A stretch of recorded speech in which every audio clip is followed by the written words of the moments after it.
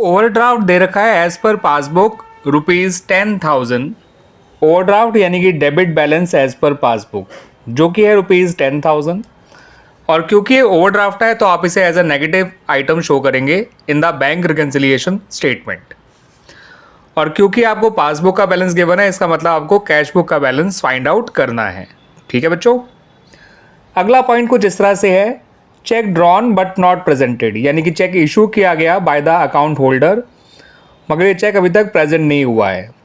अब ये जो अमाउंट है इसे कैश बुक ने तो कम कर दिया है मगर पासबुक ने कम नहीं किया है, और पासबुक को क्योंकि कैश बुक के पास ही जाना है तो इसे ये माइनस करना ही होगा। इंटरेस्ट ऑन ओवरड्राफ्ट जो बैंक ने चार्ज किया है इसके बारे में कैश बुक को नहीं पता, तो पासबुक ने तो ये पैसा कम कर दिया, बैंक ने तो ये पैसा कम कर दिया पासबुक में से, मगर कैश बुक में ये पैसा कम नहीं हुआ तो इसे वापस ऐड करना पड़ेगा पासबुक में। ठीक है बच्चों, ताकि आप कैश बुक तक पहुंच सके।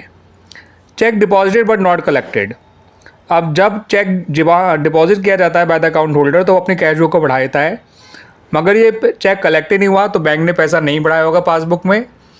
अब उसको पासबुक को कैश बुक के पास जाना है तो इसे बढ़ाना ही पड़ेगा ₹20,000 क्योंकि कैश बुक में ये पैसा बढ़ाया हुआ है।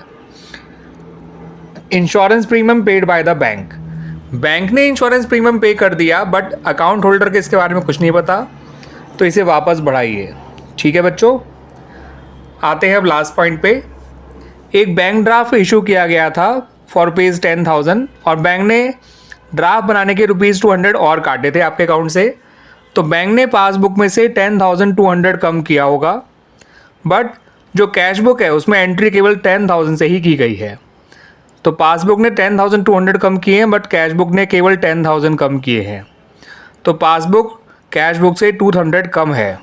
ठीक है, उसने ज़्यादा कम कर दिए हैं कैश बुक से, तो इसे वापस 200 प्लस करना पड़ेगा क्योंकि ये इसने माइनस 10,200 किया है, कैश बुक ने केवल माइनस 10,000 किया है, तो इसकी वजह से कैश बुक का बैलेंस पासबुक के बैलेंस से ₹200 बड़ा होगा, तो दैट्स वाई हमें ये 200 भी प्लस करना होगा। ठीक है बच्चों, अब आइए देखते हैं पासबुक का कैश बुक का बैलेंस क्या निकल कर आता है।